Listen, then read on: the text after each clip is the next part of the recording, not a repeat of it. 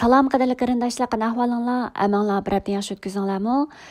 Bugun biz darsimizning davomini ko'rib o'taylik dedik. Bugun Yohanna bayon qilgan xush xabarning birinchi bob eshib qolgan barliq mazmunni bugun ko'rib o'tamiz. Ya'ni bugungi mazmun bo'lsa, Hazrat Aysoning shogirdlari, ya'ni dastlabda Hazrat Aysoning shogirdlari bilan qanday uchrashganligi, kimlar bilan qanday sabab bilan ular bilan uchrashib, ular bilan qanday dialoglar orqali boshlanganligiga oid mazmun Bugün ko'rib o'tmoqchi bo'lgan shu mazmunda chiqadi.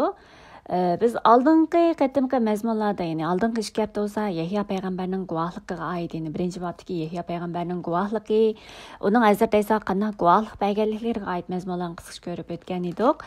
Birinchi bob eng oldidagi mazmun bo'lsa, Hazrat Aysoning nima uchun uni Xudoning kalomi deymiz, uning yer yuzida kelishiga maqsadi va dunyoga kelib bizni, ya'ni insonlar orasida nimalarni amalga oshirganligiga oid mazmunlarni nihoyatda qisqa qilib ko'rib o'tgan edik.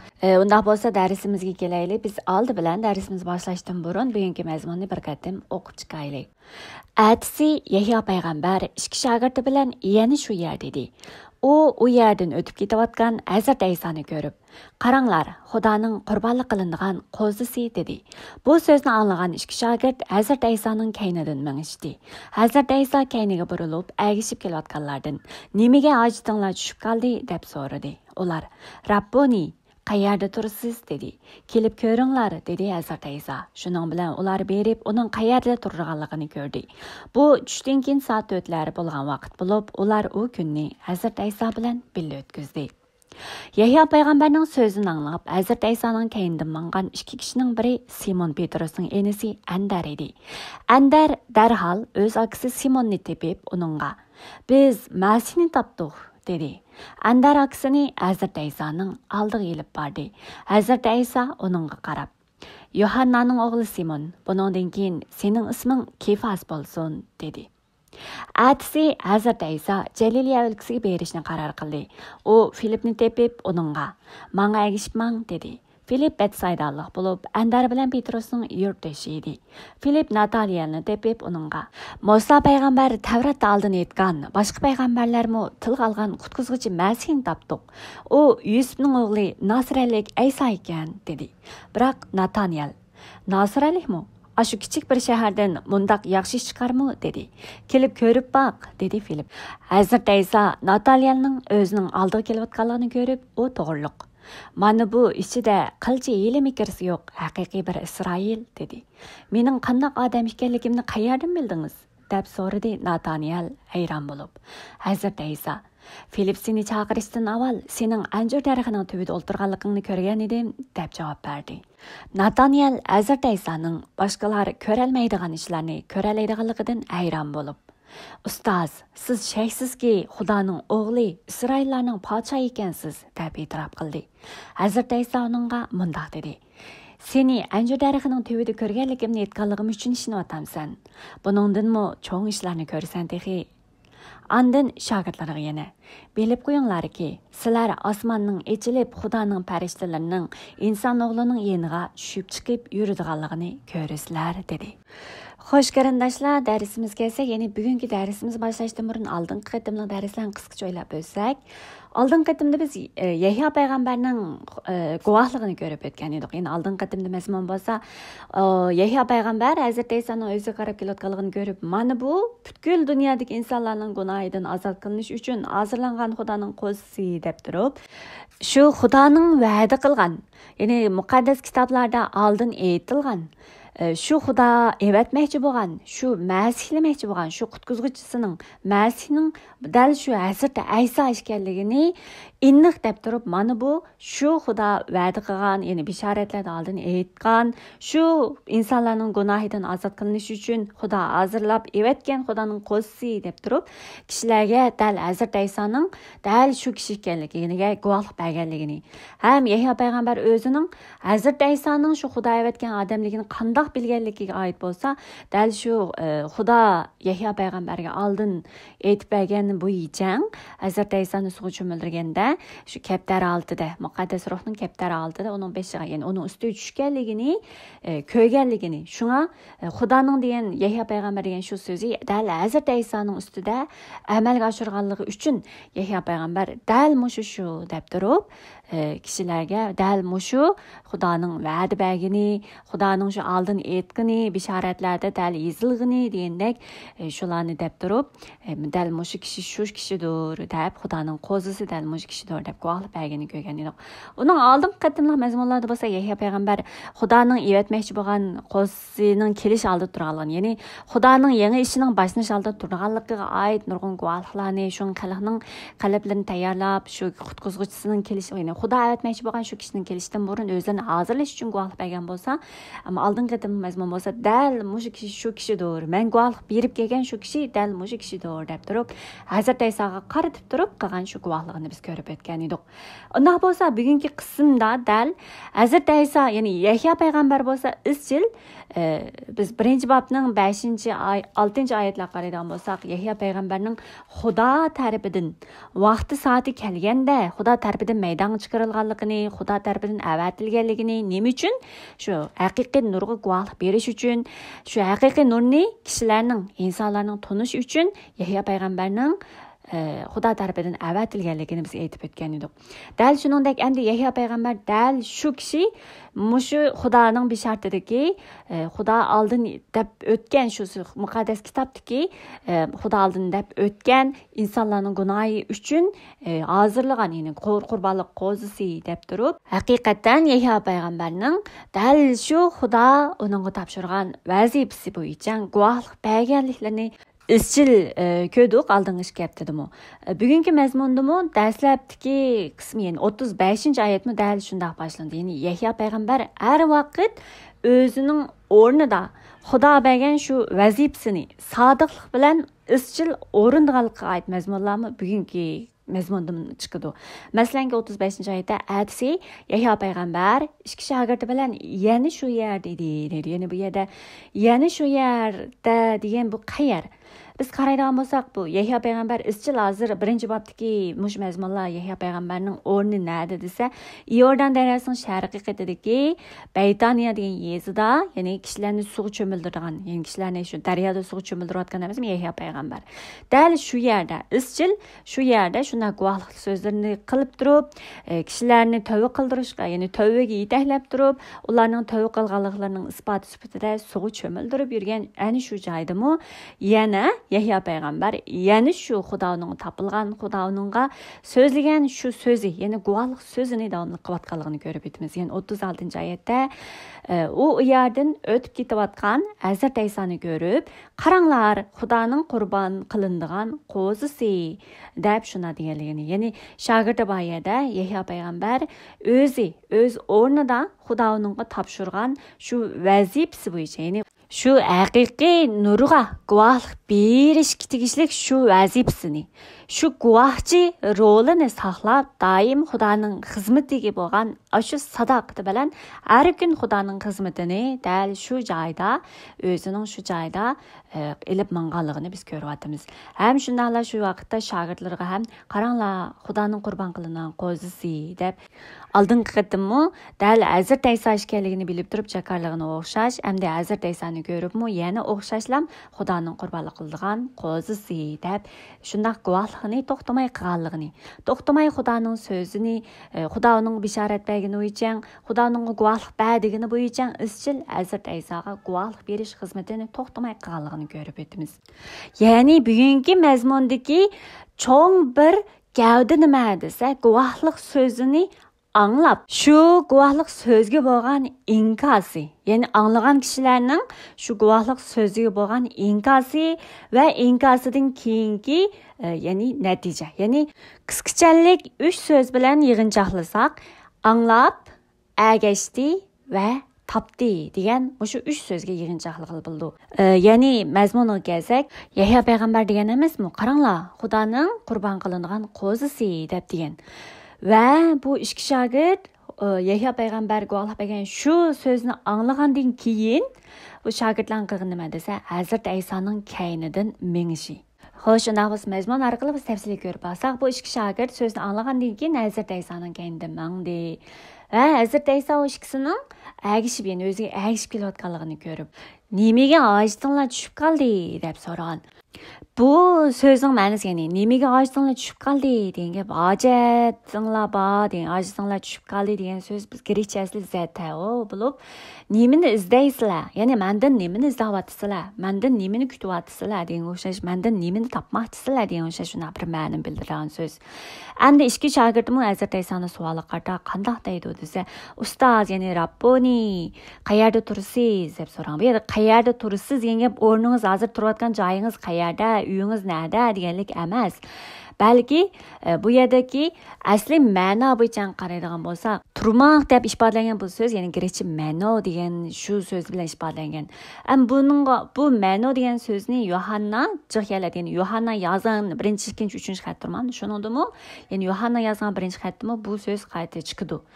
Bu so'z qanday bir ma'no bildirgan so'z desa, ya'ni buni qanday qo'llangan desa, ya'ni o'rin tavallik, ya'ni joy emas, konkret bo'lgan joy emas, ko'z oldimizga, ya'ni uy, makonniki shu o'rin emas, balki tavallik, qanday tur, qanday bir guruh, qanday qatordagilar. Masalan biz bu qatordagilar desak, Xudo tarafidami yoki yomonlar tarafidami, ya'ni haqqoniylar qatoridagilarmi yoki yomonlar qatoridagimi deb bunda bir insonlarni turga ayiramiz degan o'sha shunday turlar bor emasmi? Ya'ni insonlarni guruhlarga ayiramiz-ku. İnsanlarning tabiati, ularning tavalligi, ya'ni qanday bir tabiatga ega bo'lgan bir guruh tavalligiga oid shunday bir muhim bo'lgan, shunday bir tavallikni bu yerda ko'rsatganligini ko'rib o'tamiz. Endi bu yerda siz qayerda tursiz deganlik Hazrat Aysoning o'rnini, ya'ni Xudoning irodasi ichidagi, haqiqat ichidagi, haqiqiy hayotlikdagi o'rnini so'rayotganligini ko'ramiz. Biz bayonda dedik, Yahyo payg'ambarni yana shu yerda edi degani biz, yana shu yer degani Yahyo payg'ambarning o'rni, vazifasini deb turib biz shu o'rinni Yahyo payg'ambarning Xudodan olgan shu o'rni, vazifasi deb turib ko'rib o'tgan edik. Endi bu shogirdlarning Hazrat Aysodan so'rag'ini qayerda tursiz degan gap, shu Xudoning irodasi ichidagi, haqiqat ichidagi, haqiqiy hayotlikdagi o'rnini so'rayotganligini ko'rsatadigan shunday so'z ekanligini ko'rib o'tamiz. Andan Hazrat Ayso nima deydi desa, kelib ko'ringlar deydi. Endi kelib ko'ringlar degan so'z ham bu qisqa jumla bugungi mazmunda ikki qatim uchraydi. Ya'ni Hazrat Ayso bu ikki shogirdga kelib ko'ringlar deganiga o'xshash. Hazrat Ayso Filipni chaqirgandan keyin Filip berib Nataniyelni chaqirdi emasmi? Nataniyelni chaqirgan vaqtida Nataniyel dastlab azroq gumonlangandek, Nasirlikmi? Shu kichik shahardan ashunday yaxshi chiqamdikan deb so'ragan vaqtida Filip nima deydi desa, kelib ko'rib boq. Ya'ni Hazrat Aysoni kelib ko'rib boq, o'zing ko'rib boq deydi. Hazrat Ayso ikki shogirdga kelib ko'ringlar deganidek, endi bu Filipmi bu Nataniyelni kelib ko'rib boq degandagidek, ya'ni shunday ikki joyda uchraydi. Shu endi bu yerda ko'rish degan gapni biz bayonmi qayerda deganlarni biz o'rni, haqiqat ichidagi o'rni, Xudoning irodasi ichidagi joyi, o'rni deb ko'rganimizdek, endi kelib ko'ringlar deganimi, qayerda turayotganligini, uyi qanday ekan degandek shu joyni kelib ko'ringlar emas. Ya'ni Xudoning irodasi ichida, Xudoning irodasini tushungan asosda ko'zimizni, ya'ni nazarimizni, qarashimizni Xudoning irodasiga, Xudoning haqiqatiga shu o'lchamga qo'yib turib, Xudoning irodasi ichidagi ishlarga nazar qo'yib tushunishni, ko'rish, ya'ni kelib ko'rib boq degan, kelib tushunib boq, haqiqatni tushunib boq, haqiqat o'lchamida ko'rib turib, Xudoning irodasi ichidagi ishlarga qarab nazaringni qo'yib tushunib boq degandek shunday so'z ekanligini biz ko'ra olamiz. Endi bu ko'rish degan so'zni mencha sizlar, ya'ni izchil olamning yaratilishidan boshlab men bilan birga darslarni anglab kelgan bo'lganlar aniq tushunishingiz mumkin. Ya'ni biz olamning yaratilishi birinchi darsdan boshlab toki Nuh payg'ambar darsigacha bo'lgan barliq mazmunlarda biz ko'rish degan mushu fe'lni biz nihoyat aniq tushungan. Hatto buni Ibrohimning, ya'ni 12-bob olam yaratilishi, 6-bob olam yaratilishi, 12-bob ve alem yaratılışı 2-3 bablardan bu ko'rish degan fe'lni biz aniq ko'rib o'tgan edik. Yaxshi yomonning ayirish o'lchimini, o'zimizning ko'zimizni, haqiqatdagi o'lchimimizni ne qo'yish, dal Xudoning ustiga qo'yish degandek, shu ko'rish o'lchimimizni Xudoning haqiqatiga qo'yish deb turib, biz olamning yaratılışını jiq ko'rib o'tgan. Shuning uchun mencha mening hozir bu bugungi mazmunda kelib ko'ringlar, kelib ko'rib boqdiki, mushuna ko'rishdiki, mushu so'zning ma'nosini qanday ifodalamoqchi bo'lganligini mencha sizlarmi tushunib yetdinglar deb qarayman. Shuning uchun bugungi mazmunda dal mushunda kelib ko'rib boq, kelib ko'ringlar degandek mushunda ikki qatim uchraydi demakchi. Endi Hazrat İsa ularga kelib ko'ringlar, ya'ni mening qayerda turganligimni, ya'ni mening o'rnimni, mening kim ekanligimni, Xudoning hozir qilayotgan ishlarining nima ekanligini kelib tushunib beqinglar deb turib, ularga shuna deganligini biz tushuna olamiz. Ham ularmi, ya'ni ikki shogirdmi haqiqatan Hazrat İsa bilan billa berib, uning qayerda turganligini ko'rdi. Ular o kunni Hazrat İsa bilan billa o'tkazdi degan mushu so'zlar orqali ularning haqiqatan Rabbga agishib Rabbni tunuganligini, Rabbni topganligini, ya'ni Xudoning hozir qilayotgan ishlarini, Xudoning irodasiga oid bo'lgan Xudoning shuna haqiqatini tushunganligini biz ko'rib o'talaymiz. Ham ular deydi, ular o kunni Hazrat İsa bilan billa o'tkazdi deb bu tushdan keyin soat 4lar bo'lgan vaqt. Ya'ni tushdan keyin soat 4lar bo'lgan vaqt degan vaqtimizda biz men sizlar burun degan esinglarda bormi? Yahudiylarning bir kun boshlanishi sahardan emas, balki oldingi kuni kun o'taganda vaqtdan boshlanganligini men deb o'tgan. Ya'ni Yahudiylarga nisbatan yangi bir vaqt, yangi bir kun, shu kun o'tagandan boshlandi. Shuning uchun Yahudiylar qanday qildi desa, ya'ni kun chiqqandagi, ya'ni ertasidagi shu barcha ishlarni oldingi kuni kun petishdan boshlab, hozirlab tayyorlik qilib shu vaqtdan boshlaydiganligini men deb o'tgandek qilgan. Shuni o'xshash bu yerda tushdan keyin soat 4lar bo'lgan vaqt degandek, bu kun o'ldirib kech kirib, ya'ni yangi bir kun almishadigan shunday vaqt bo'lishga, bu ular o günni Hazrat İsa'dan birlikte o'tkazdi deylik. Ya'ni yangi bir kunni Hazrat İsa'ni tunishdan boshlangan, haqiqatni tunishdan boshlangan, Hazrat İsa bilan birga bo'lgan yangi bir hayotdagi yangi bir kunni boshlaganligini bu mazmun orqali biz tushunib olamiz. Ya'ni shuningga simvol qilayotganligini biz tushunib olamiz. Shuning uchun ular Rabbni kelib, ya'ni ular avval ustoz Yahyo payg'ambar edi. Yahyo payg'ambarning guvohligini anglab, Hazrat İsa'ning orqadan agashdi va Hazrat İsa bilan birga Hazrat İsa'ning yeniga kelib, uni, ya'ni uning o'rnini, ya'ni Xudoning irodasini tushundi va shundaqla ular Hazrat İsa bilan birga bir kun o'tkazdi. Ya'ni yangi bir kunni, yangi bir hayotni boshladi deb shuni tushunsak bo'ladi.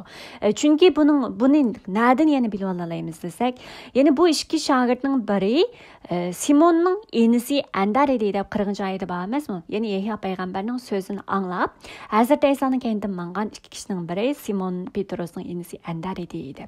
Ya'ni Andar Hazrat İsa'ga agishib, Hazrat İsa yana kelib uni tunugandan keyin qilgan birinchi ishi nima desa, darhol o'z aksi Simonni tepib, uningga Hazrat İsa'ni tunishtirishi. Ya'ni buningdagi, ya'ni bugungi mazmundagi yana bir cho'ng bir gavda nima desa, Xudoni tunishdan, Xudoni tepishdan, Xudoning huzuridan kelgan shu xo'shallikqa bo'lgan, tulib tashqan shu xo'shallik tufaylidan ichiga patmay, qiyniqini patmay, bu xo'sh xabarni, ya'ni o'zining aksiga yetkazganligini biz ko'ra olamiz. Mencha bu holat bizga notunish emas. Mencha hammamiz bizmi sizlardimi mencha shunda xo'shallik, shunda xo'sh xabarning xo'shalligidan qiyniqiniga patmay turib, boshqalarga davomli Xudoning bu haqiqatni xo'sh xabarni taqdirgan bu qizg'inlik, bu o't, ichimizdagi bu o't mencha hammanglarning ichida bor deb qarayman. Shuningdek biz Xudoni tunugan siri, Xudoga yaqinlashgan siri, Xudoning huzurida bo'lgan siri, Xudodan kelgan shu xo'shallikqa to'lib tashqanlik sababimizdan, Xudoning haqiqatiga bo'lgan tunishimizdan kelgan shu xo'shallik sababidan ham Xudoning haqiqatiga bo'lgan shu muhabbatimiz, shu sevgimiz, shu xo'shalligimiz ortgan siri bizning ham boshqalarga to'xtamasdan Xudoning haqiqatini, Xudoning xo'sh xabarini, Xudoning kim ekanligini, Xudoning irodasini, Xudoning nima ishlar qilayotganligini biz to'xtamasdan boshqalarga mana guvohlik beramiz. Bu xil holat mencha biz hammamiz tushuna oladigan bir holat. Shuning uchun bu yerda Andarmo Hazrat İsa'ni tunğanlıqdan. Xudanın hazır qilayotgan irodasi, ishining nima ekanligini bu tushunganligidan, shu Xudoni tunğanlıqdan kelgan xo'shallik, shu o'tning harorati. Buni nega ifade desa, dal shu Simonning yeniga, ya'ni aksini izlab tepib turib, uningga bu xo'shallikni qiynoq patmay turib deganligini biz mush orqali ko'ra olamiz. Shuning uchun bular, ya'ni bayam deganimiz uchun ular guvohlikni angladi, oqidan rabga agashdi va natijasiga nima bo'ldi desa, ular rabni topdi, Xudoni tunidi, Xudoni topdi, Xudoning irodasini tushandi desam bo'ldi. Ya'ni shu Xudoni tunishdan kelgan xo'shallikqa cho'mdi va bu xo'shallikning o'ti, bu o'tning harorati atrofidagilarga o'z yaqinlariga bo'lsin to'xtamasdan guvohlik beradigan qilganligini biz bu yerda ko'rib olamiz. Bu muqarrar holatda Xudoni tunganlarda ifodalanadigan, birinchilab ifodalanadigan bu xil holat desak bo'ladi. Endi bu Andar Simonning, ya'ni aksini tepib uningga Masihni topdiq deb Masih haqida so'zlagandan keyin hamda Masihning oldiga, ya'ni Hazrat Aysoning oldiga o'z aksini elib borganligini biz ko'rib olamiz. Ya'ni Petrosning Hazrat Aysoni tunishi uchun o'tirda vosita bo'lgan kishi dal uning inisi Andar. Andar o'zi Xudoni tunigandan keyin aksiga xush xabar yetkazganligini, ya'ni aksiga bu xabarni yetkazib, aksini Hazrat Aysoning oldiga elib borganligini biz ko'ra olamiz. Endi Hazrat Ayso bu Simonga qarab nima deydi desa, Yohannaning o'g'li Simon, buningdan keyin sening isming Kefas bo'lsin deganligini ko'ra olamiz. Bu odamda Simonga qaraydamsa, buning ismi nurg'un oladi, ya'ni Simon deb mi chiqadi, Petros deb mi chiqadi, endi bu yerda Kefas degan so'zlar chiqdi.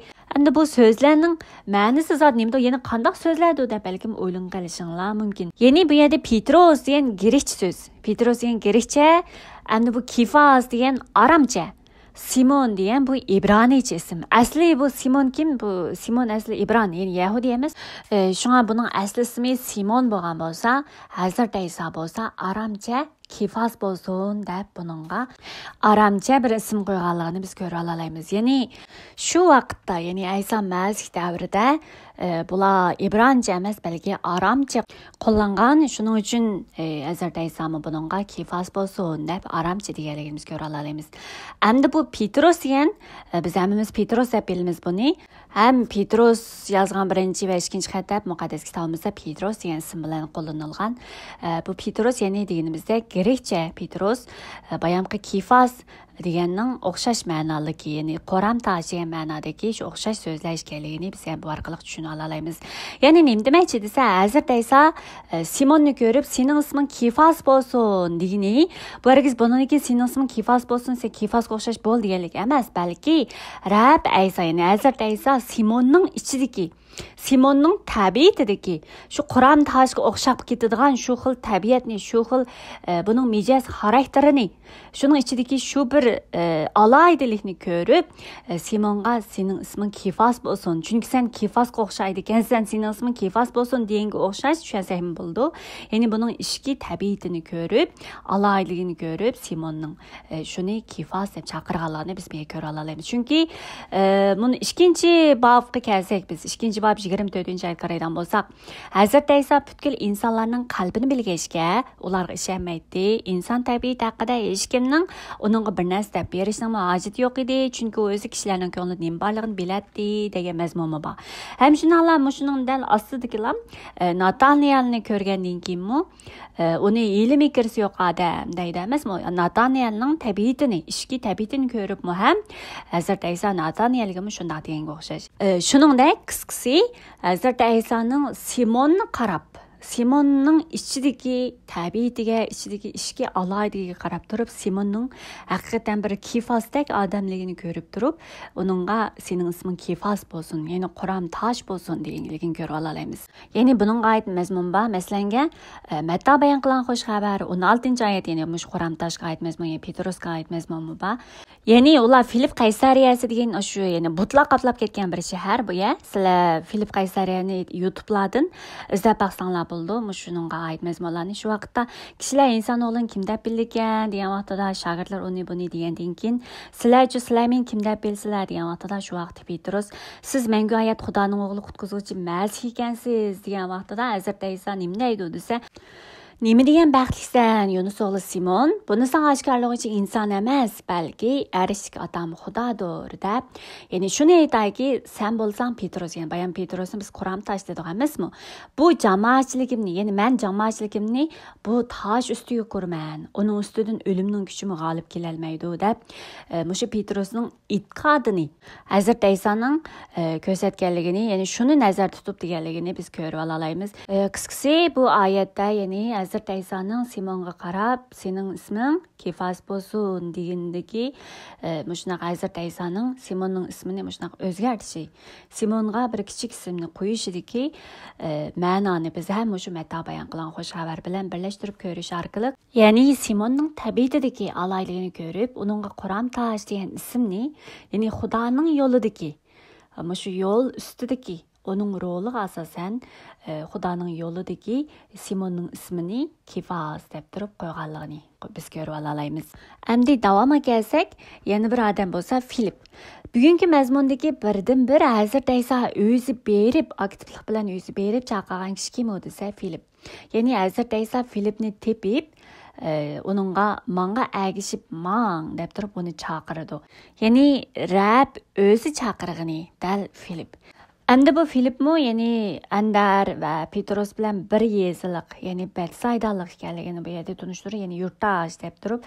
Bu Betsayda desa sizlarning balkim esinglar bo'lishi mumkin, xush xabarni o'qigan bo'lsanglar, Betsayda degan Rab ko'p mo'jizalarni ko'rsatgan bo'lsa-mu, Xudoni tunishga johillik qilgan shu yeza dal shu Betsayda degan yeza. Ammo bu yerdan Rab bu yerda 3 shogird, ya'ni Andar va Petrus va endi bu Filip, ya'ni uchisining dal shu Betsaydalik ekanligini biz ham ko'rib olamiz. Endi Filipmi, ya'ni Rab Filipni chaqirgandan keyin, ya'ni Rab o'z izlab keldi emasmi? Filipni o'z izlab kelib, qilgandan keyin bu Filipmi Rabni tonigandan keyin bu Filip darhol berib, ya'ni bayam Andar darhol berib Simonni topganga o'xshash Filipmi Rabni tonigandan keyin berib topgani kim u desa dal Nataniyel. Bu Nataniyel bu alqi mata bayon qilgan xush xabarda Hazrat Aysoning 12 shogirdining ismi bor, shu yerda Bartolomay deb shu ism bilan xotirlandi. Ya'ni Bartolomay degan shu ismdagi shu shogird bilan bu Nataniyel ikkisi bir odam. Endi bu Bartolomay, ya'ni Nataniyel oxirida qandoq vafot bo'ldi desa, bu terisi so'yilib shunday vafot bo'ldi. Endi bu Nataniyel qandoq Rabni tunigan desa, dal Filip kelib Nataniyelni chaqirib, ya'ni Nataniyelga Musa payg'ambar Tavrotda oldin aytgan, ya'ni Tavrotda oldin aytgan degan gap, ya'ni qonun sharhi deb turib biz avval degan shunaqku. Va boshqa payg'ambarlarni tilga olgan desa, boshqa payg'ambarlar desa Yeshaya payg'ambar bo'lsin va shunaqla biz payg'ambarlar qismlarini bir qism mazmunlarni deb turib, ya'ni Ayso Masih to'g'risida oldin bishoratlab berilgan mazmunlarni chiq deb o'tdik. Dal shu mazmunlarni asos qilib turib, Filip Nataniyelga dal shu muqaddas yozmalarni asos qilib turib xush xabar taqdirdi. Ya'ni Rabbni Hazrat Aysoni tunishtirdi. Tunishtirib turib, Masihni topdik. U bugungi kunda, ya'ni Yusufning o'g'li Nasiralik ekan. Bu Nasiralik degan gap endi chat bir qishloqdagi kichik yesada. Shu Nataniyel Nasiralikmi, o'sha kichik bir shahardan shunday yaxshi bir ish chiqarmi deb shuna qarg'anligini biz ko'ra olamiz. Bu yerda shu kichik shahardan shunday yaxshi chiqarmi degan gap bu endi normaldagi insonlarning qarashi, ya'ni insonlar shakllanib qolgan qarash degan shunday narsa.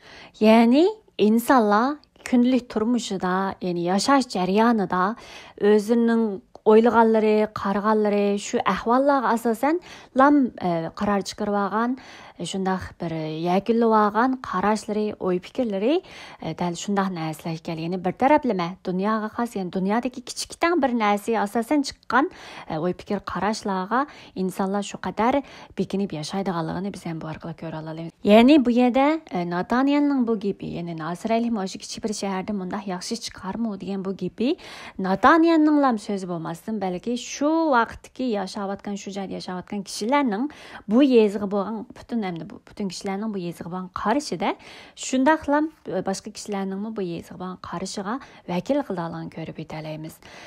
Şunun için insanın itilip kalan karışları, oy fikirleri yeni bu diyen vaqtning ötüşüge geçip özür kögen, özür tecrübe kılgan, yani şu kichikdan hadisler sebebinden özür kelip çıkan şuna karışlar, oy fikirler, yekünler bolsa bir taraplama bulduğaligini biz eskala alaymiz. Şunun için biz deyimiz emas, her gün Xudoning sözü bilan özümüzni ıslah qilishimiz kerak, oy fikirlerimizni, qarashlarimizni doim yangilab turishimiz kerak. Çünkü biz özümüz Xudoning sözünü aynak qilib özümizga qaraydigan bo'lsak, özümüzning oy fikirlarining, qarashlarimizni, har biri chiqargan yakunlarimizning shu qadar bir taraflama ekanligini, shu qadar nadonlashib chiqqan bir oy fikirlar, qarashlar ekanligini, yetilib qolgan qarashlar ekanligini biz eskala alaymiz. Xo'sh, shundan keyin Nataniyel mushuna degandan keyin Filip bo'lsa, kelib ko'rib baq deydi. Endi bu kelib ko'rib baqni bayam deb o'tgan bo'lg'ashqa, o'zingizlar tushunalaysizlar. Shu vaqtda Nataniyel dal shu Filipning degani uchun Hazrat Isoning oldiga keladi-da. Shu vaqtda Hazrat Iso dal Nataniyelning o'zining oldiga kelayotganligini ko'rib, Nataniyelni nima deydi desa, mana bu ichida qilchi ilm kirisi yo'q, haqiqiy bir Isroil. Yani haqiqiy bir Yaqub avlodi, haqiqiy bir ahd xalqi deb shundaq ta'riflaganligini ko'ra olamiz. Yani Nataniyelning yiroqdan o'ziga qarab kelayotganligini ko'riblar, Nataniyelning tabiati, ishki tabiatini shundaq ifodalab bergan Rabga qarab, Nataniyel mening qanday qadam ekanligimni qayerdan bilasiz deb hayron qolganligi bu bekor emas. Masalan, biz bir odamlar bilan xeyli yashab baqsaqmi, biz u odamning mijoz tabiatini xeyli cho'nqur tushunishimizga xeyli bir vaqtlar, xeyli bir jarayonlar ketadi. Ammo Hazrat Iso bo'lsa bu Nataniyelni paranglashmay turiblar, uni kiyayotganligini ko'riblar, Nataniyel haqida qilchi ilmi kiri yo'q, odam, haqiqiy bir Isroil, haqiqiy bir yani Isroilning Yaqubning avlodi, Yaqub emasmi, shu Yaqub avlodi deb shuna deganligini ko'ra olamiz. Ammo Yaqub, Isroil degan so'zlar yana shu Yeshayat nihoyat ko'p chiqadi. Shuna bu bir haqiqiy bir Isroil degani, haqiqiy bir Isroil, yani haqiqiy bir Yaqub avlodi, haqiqiy bir ahd xalqi deganligini biz shuni olaymiz. Endi Hazrat Iso Filipning shu savoliga bo'lsa, ya'ni mening qanday odam ekanligimni qayerdan bildingiz degan savol bo'lsa, Filip seni chaqirishdan avval sening anjur daraxining tubida o'ltirganligingni ko'rgan edim deb javob berdi. Ya'ni qayerdan bildingiz degan vaqtda anjur daraxining tubida o'ltirganligingni ko'rish orqali bildim deganda bir so'zda. Buningga oid mazmunni men Instagramga chiqarib qo'ygan. Ya'ni bu anjur daraxining tubida o'ltirganligini ko'rgan edim degan so'z, bu javobi Hazrat Isoning javobi Filipning qayerdan bildingiz mening qanday odam ekanligimni degan savolning javobida. Endi bu Hazrat Isoning anjur daraxining tubida o'ltirganligini ko'rgan edim degani, bu Nataniyelning qanday odam ekanligini bilishga sabab bo'lganligini deb beradigan shunday bir muhim bir nuqta ekanligini biz ko'rib olamiz. Ya'ni shu vaqtlarda bu Yahudilarmi anjur daraxining tublarida shu Tavrat o'qib, tahlil qilib, shuna munozir qilib, shuna qilgan bir odatlarning borligini material orqali ko'ra olamiz. Buni biz naytini tushuna olamiz deyman. Masalan, biz Uyg'urlardami o'ylar madaniyati bor va yoki yani biz uzum baranlarning ostilarida biz kunlik turmushimizni o'tkazamiz emasmi? Va yoki bizmi yozning kunlari, yani havo isigan vaqtlarda daraxtlarning ostilarida so'rin salqin deb turib, shu joylarda o'tirib aromimizni olamiz va yoki shu joylarning ostilarida kunlik turmushimizni elib borgan shunday bir madaniyatimiz bor. Va shunga o'xshash Yahudilarmi dal shundoq anjur daraxtlarining tublarida o'tirib bo'lsa Tavrat o'qib tahlil qilganligini bu yerda deydi. Shuningdek Nataniyelmi kundalik vaqtlarda, yani doim qanday faoliyatlar qilganligi desa, dal shu anjur daraxining tubida o'ltirib, doim Tavrat o'qib, tahlil qilgan bir odam ekanligini biz ham bu yerda ko'ra olamiz. Ham bu nereden bilalaymiz desak, Filipmi Nataniyelning oldiga kelgan vaqtida uningga muqaddas yozmalarni asos qilib turib, shu so'zlarni guvoh qilib turib, Hazrat Isoni tunishtirdi emasmi? Va ham deb o'tdik, yana 45-oyatda Filip Nataniyelni tepib, uningga Musa payg'ambar Tavrat oldini aytgan deb turib va boshqa payg'ambarlarning tiliga qolgan deb turib, dal shu muqaddas yozmalarni asos qilgan. Chunki Filip muqaddas yozmalarga pishiq degan ma'noni bildirdi. Shuningdek bu Anjur darhoning tubida doim Tavrat o'qib, tahlil qilib, Xudoga shu qadar tashna bo'lgan, Xudoga shu qadar intildigan bir odam ekanligini. Ya'ni qisqasi Xudoning haqiqati bo'yicha yashaydigan bir odam ekanligini bila olamiz. Bu hiyla mikrisi yo'q. Haqiqiy bir Isroil bu hiyla mikr deganimiz bu agri niyat emas, ichi va teshi. İçide nim bo'lsa, qalbida nim bo'lsa, teshida hayotida shu ifodalanadigan odam deymiz emas. Bu panda nasihatlardan nihoyatda ko'p chiqadigan bu atalg'u, ya'ni kalima. Shuningdek bu hiyla mikrisi yo'q deganimiz bu haqqoniylar qatoridagi odamlarning tabiatining biri hisoblandi. Shunga bu Anjur darhoning tubida o'tirganligini ko'rdim deganning nurg'un shundaq ma'nolari borligini, ya'ni Nataniyelning har kun kunlik turmushida dal shunda Xudoning so'zlarini o'qib, tahlil qilib, Xudoga bo'lgan tashnalık ichida, Xudoning so'zlariga bo'lgan shunday intilish ichida yashaydigan bir odam ekanligini, shuningdek Nataniyelning dal shu ichidagi tabiatini Hazrat Isoning dabbaganligini biz bu yerda ko'rib olamiz. Shuning bilan Nataniyel Hazrat Isoning shundaq o'zining tabiatini boshqalar ko'ra olmaydigan ishlarni ko'ra oladiganligiga hayron bo'lib, Nataniyel hozir izchil hayron qoldi-da. Tabiitin depegan, ya'ni hiyla mikrisi yo'q haqiqiy bir Isroil degan vaqtida bu bir hayron qolgan va qanday odam ekanligini bildingiz degan vaqtida Anjur darhoning tubida o'tirganligini ko'rgandim degandimi yana hayron qolib, oxiri u Hazrat Isoga iymon etib, siz shaksiz Xudoning o'g'li, Isroillarning podshohi ekansiz deb turib, mushu vaqtda iymon etib e'tirof qilganligini biz ko'ra olamiz. Dal mushu vaqtda Hazrat Iso bo'lsa, seni Anjur darhoning tubida ko'rganligimni aytganligim uchun ishinyapsan. Buningdimi cho'ng ishlarni ko'rsan texi deb bu yerdagini, ya'ni Hazrat Iso demoqchi o'g'ini, buningdimi cho'ng ishlarni ko'rsan degini, teximi hayron qolarlik ishlarni ko'rsan. Ya'ni sening o'ylig'iningdimi cho'ng ishlarni qila oladiganimni ko'rasan. Ya'ni hozir faqat men sening tabiatingni, sening qanday odam ekanligingni ko'rganligim uchun, sening tabiatingni deb berganligim uchun mushunaq ishinyapsan. Ammo men sening mush o'ylig'ingdimi ko'p ishlarni, ya'ni sening odam tabiating emas va balki uningdimi cho'ng ishlarni qila oladiganligimni ko'rasan deganligini biz tushuna olamiz. Ya'ni bu uningdimi cho'ng ishlarni ko'rasan degani, ya'ni ular 51-oyatda, ya'ni shogirdlari degan so'z orqali tushuna olamiz. Ya'ni bilib qo'yinglarki, ya'ni bu yer bilib qo'yinglarki degan so'z, ya'ni bizning kitobimizda izchil bilib qo'yinglarki deb tarjima qilingan bu söz amin, amin degan so'z. Ya'ni barhaq shundaq bo'ladi-ki, barhaq shundaq amalga oshadiki degan o'xshash biz aminni tushunimiz-ku. Shuningga o'xshash bu bilib qo'yinglarki degan gap. Amin, amin deb. Sizlar osmonning ochilib, Xudoning farishtalarining inson o'g'lining yeniga tushib chiqib yuradiganligini ko'rasizlar deydi. Ya'ni mencha sizlar bu oyatni anglagandan keyin sizlarning yodinglarga keladigan oyat bormiki? Ya'ni osmonning ochilib, Xudoning farishtalarining inson o'g'lining yeniga tushib chiqib yuradiganligini ko'rasizlar degan bu oyatdan sizlar yodinglarga keladigan balkim olamning yaratilishi bo'lishi mumkin. Olamning yaratilishi 28-bobda Yaqub uydan chiqib, anga vaqtida shu bir toshni beshiga qo'yib uxlagan vaqtida tushdi. Farishtalarning palampaydan yuqori tuvan tushib chiqib yurganligini ko'rgan emasmi? Va Yaqub nima deydi desa, bu yerdal Xudoning uyi ekan deb baytal deb ism qo'ygan emasmi? Ya'ni nima demoqchi desa, bilib qo'yinglarki, amin, amin, ya'ni shundaq barhaq shundaq bo'ladiki, sizlar, ya'ni shogirdlari, sizlar, bu shogirdlar hozir chaqirgan shogirdlarni biz Petros ba, Andar ba, Filip ba, Nataniyel ba, bu Nataniyelning bu hayronlik ichida qolgan bu savollari hayronlik ichidagi bu hozir qoldi ham.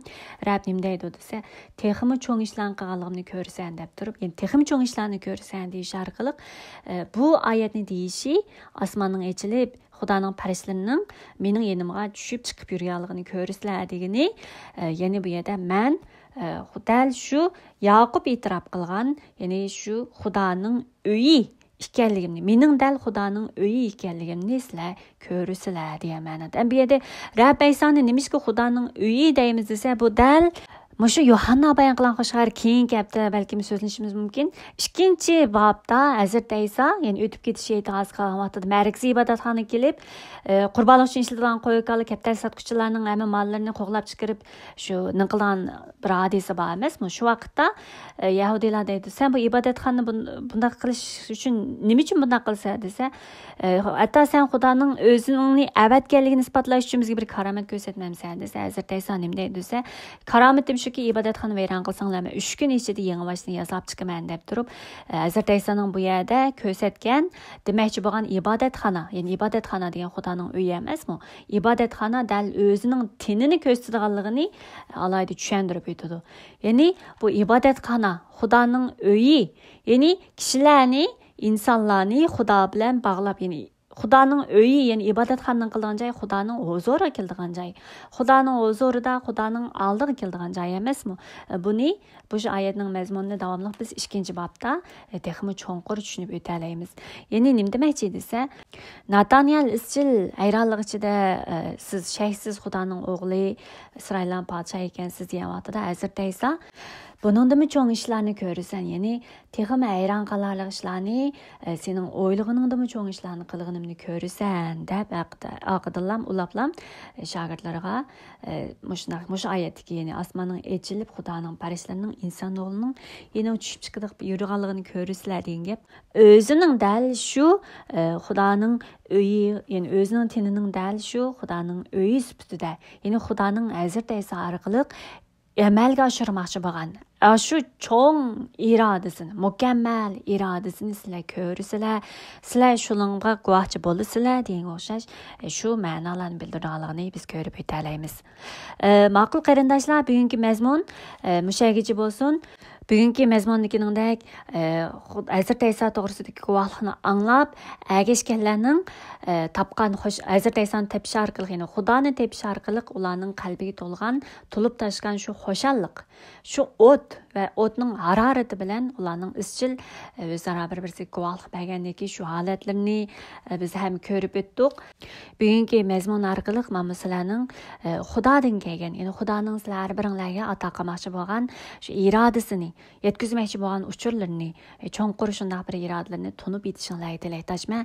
Hammanglarga Xudodan kelgan aql farosat, cho'nqur tushuncha ro'shan qilib, Xudoga bo'lgan shunday sevgi, mehr muhabbat, shunday yenib turgan, o'tda yenib turgan shunday bir qalbni ato qilishini hammanglarga tilayman.